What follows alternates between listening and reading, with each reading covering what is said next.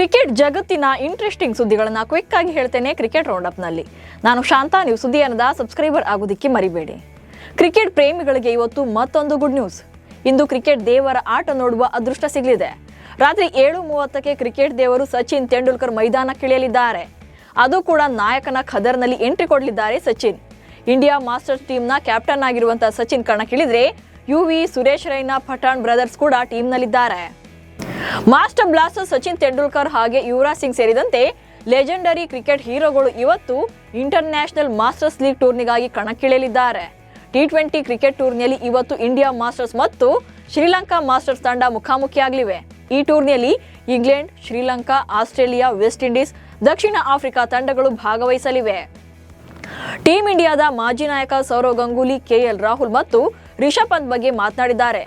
KL ತಮ್ಮ ಅಭೂತಪೂರ್ವ ಲಯದಿಂದಾಗಿಯೇ wicket keeping ವಿಚಾರದಲ್ಲಿ ಮೊದಲ ಆಯ್ಕೆಯಾಗಿದ್ದಾರೆ. ರಿಷಬ್ ಪಂತ್ ಕೂಡ ಉತ್ತಮ ಆಟಗಾರ. ಆದರೆ KL ರಾಹುಲ್ ಏಕದಿನ ಪಂದ್ಯಗಳಲ್ಲಿ ಫ್ಯಾಂಟಾಸ್ಟಿಕ್. ಇದೇ ಕಾರಣಕ್ಕೆ ಕೋಚ್ ಗಂಭೀರ್ ರಾಹುಲ್ ಅವರನ್ನ ಮೊದಲ ಆಯ್ಕೆಯಾಗಿ ಪರಿಗಣಿಸಿದ್ದಾರೆ ಎಂದು ಶ್ಲಾಘಿಸಿದ್ದಾರೆ. ದಕ್ಷಿಣ ಆಫ್ರಿಕಾ ತಂಡವು ಚಾಂಪಿಯನ್ಸ್ ಟ್ರೋಫಿಯಲ್ಲಿ ಅಫ್ಘಾನಿಸ್ತಾನ ತಂಡವನ್ನು 107 ರನ್ಗಳಿಂದ ಸೋಲಿಸಿ ಭರ್ಜರಿ ಗೆಲುವನ್ನು ಕಂಡಿದೆ. ರಿಯಾನ್ ರಿಕಾರ್ಟನ್ ಅವರ ಶತಕದ ನೆರವಿನಿಂದ ದಕ್ಷಿಣ ಆಫ್ರಿಕಾ 315 ರನ್ಗಳ ಬೃಹತ್ ಮೊತ್ತವನ್ನು ಸೇರಿಸಿತು. ಕಗಿಸೋ ರಬಾಡ ಮತ್ತು ಲುಂಗಿ ಎಂಗಿಡಿ ಅವರ ಅದ್ಭುತ ಬೌಲಿಂಗ್ನಿಂದಾಗಿ ಅಫ್ಘಾನಿಸ್ತಾನ ತಂಡ 208 ರನ್ಗಳಿಗೆ ಆಲ್ಔಟ್ ಆಗಿ ಸೋಲೊಪ್ಪಿಕೊಳ್ತು. ತವರಿನಲ್ಲಿ ನಡೀತಾ ಇರುವಂತಹ ICC ಚಾಂಪಿಯನ್ಸ್ ಟ್ರೋಫಿ 2025ರ ಆರಂಭಿಕ ಪಂದ್ಯದಲ್ಲೇ ನ್ಯೂಜಿಲೆಂಡ್ ವಿರುದ್ಧ ಸೋತು ಸುಣ್ಣವಾಗಿರುವಂತಹ ಪಾಕಿಸ್ತಾನ ತಂಡಕ್ಕೆ ಗಾಯದ ಮೇಲೆ ಬರೆ ಎಂಬಂತೆ ದಂಡದ ಬರೆ ಬಿದ್ದಿದೆ. ಪಾಕಿಸ್ತಾನ ತಂಡಕ್ಕೆ ICC ದುಬಾರಿ ದಂಡ ಹೇರಿದೆ. ಪಾಕ್ ತಂಡಕ್ಕೆ ಪಂದ್ಯದ ಶುಲ್ಕದ 5% ದಂಡ ವಿಧಿಸಲಾಗಿದೆ. ನ್ಯೂಜಿಲೆಂಡ್ ವಿರುದ್ಧದ ಪಂದ್ಯದಲ್ಲಿ ಪಾಕಿಸ್ತಾನ ತಂಡ ನಿಧಾನಗತಿಯ ಬೌಲಿಂಗ್ ಮಾಡಿದ ಆರೋಪದ ಮೇರೆಗೆ ಪಾಕಿಸ್ತಾನ ತಂಡಕ್ಕೆ ICC ದಂಡವನ್ನು ಹಾಕಿದೆ. ನ್ಯೂಜಿಲೆಂಡ್ ವಿರುದ್ಧದ ನಿಧಾನಗತಿಯ ಬ್ಯಾಟಿಂಗ್ ಪ್ರದರ್ಶನ ಮಾಡಿದ್ದಕ್ಕಾಗಿ ಪಾಕಿಸ್ತಾನದ ಮಾಜಿ ಕ್ರಿಕೆಟಿಗರು ಸ್ಟಾರ್ ಬ್ಯಾಟ್ಸ್ಮನ್ ಆಗಿರುವಂತಹ ಬಾಬರ್ ಅಜಮ್ ಅವರನ್ನ ಟೀಕಿಸಿದ್ದಾರೆ. ಕಿವೀಸ್ ನೀಡಿದ 320 ರನ್ಗಳ ಗುರಿ ಬೆನ್ನಟ್ಟುವ ಜವಾಬ್ದಾರಿ ಬ್ಯಾಟ್ಸ್ಮನ್ಗಳ ಮೇಲಿತ್ತು.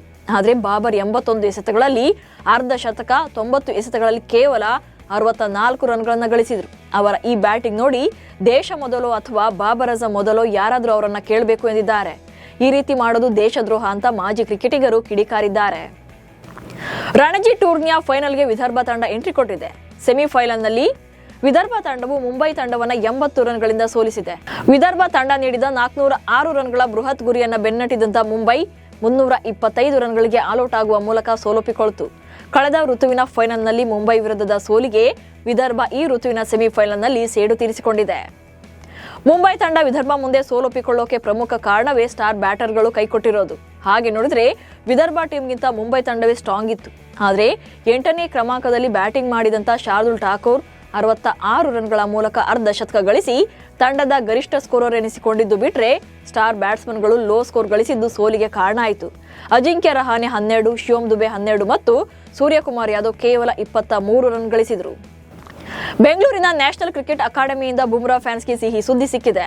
ವೈದ್ಯಕೀಯ ಮೇಲ್ವಿಚಾರಣೆಯೊಂದಿಗೆ ಜಸ್ಪ್ರೀತ್ ಬುಮ್ರಾ ಫಿಟ್ನೆಸ್ ಕಸರತ್ತು ಆರಂಭಿಸಿದ್ದಾರೆ. ಈ ಮೂಲಕ ಜಸ್ಪ್ರೀತ್ ಬುಮ್ರಾ ಕಂಬ್ಯಾಕ್ಗೆ ರೆಡಿ ಆಗ್ತಾ ಇದ್ದಾರೆ. ಮುಂಬರುವ IPLನಲ್ಲಿ ಯಾರ್ಕರ್ ಸ್ಪೆಷಲಿಸ್ಟ್ ಮತ್ತೆ ಮೈದಾನಕ್ಕಿಳಿಯೋದು ಗ್ಯಾರಂಟಿ. ಅದರಲ್ಲೂ ಕೂಡ ಮಾರ್ಚ್ 23ರಂದು ಚೆನ್ನೈ ಸೂಪರ್ ಕಿಂಗ್ಸ್ ವಿರುದ್ಧವೇ ಬುಮ್ರಾ ಕಣಕ್ಕಿಳಿಯಲಿದ್ದಾರೆ. ಕ್ರಿಕೆಟರ್ ಯುಜ್ವೇಂದ್ರ ಚಹಲ್ ಮತ್ತು ಪತ್ನಿ ಧನಶ್ರೀ ಅವರ ವಿಚ್ಛೇದನ ಬಾಂದ್ರಾ ಕೌಟುಂಬಿಕ ನ್ಯಾಯಾಲಯದಲ್ಲಿ ಅಧಿಕೃತ ಮುದ್ರೆ ಬಿದ್ದಿದೆ. ಇದಕ್ಕೆ ಕೋರ್ಟ್ನಲ್ಲಿ ಇಬ್ಬರು ಕೂಡ ಬೇರೆಯಾಗಿರುವುದಕ್ಕೆ ಏನು ಕಾರಣ ಅನ್ನೋದು ರಿವೀಲ್ ಆಗಿದೆ.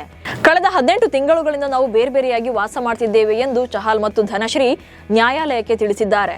ನಮಗೆ ಹೊಂದಾಣಿಕೆ ಸಮಸ್ಯೆಗಳು ಇದ್ವು, ಪರಸ್ಪರ ಅರ್ಥ ಮಾಡಿಕೊಳ್ಳೋಕೆ ಸಾಧ್ಯವಾಗ್ತಾ ಇಲ್ಲ, ಹೀಗಾಗಿ ಇಬ್ಬರು ಕೂಡ ಬೇರೆ ಆಗ್ತಿದ್ದೇವೆ ಎಂದು ಹೇಳಿದ್ದಾರೆ. ಇವಿಷ್ಟು ಇವತ್ತಿನ ಕ್ರಿಕೆಟ್ ರೌಂಡ್ ಅಪ್ ಸುದ್ದಿಗಳು. ನಮಸ್ಕಾರ.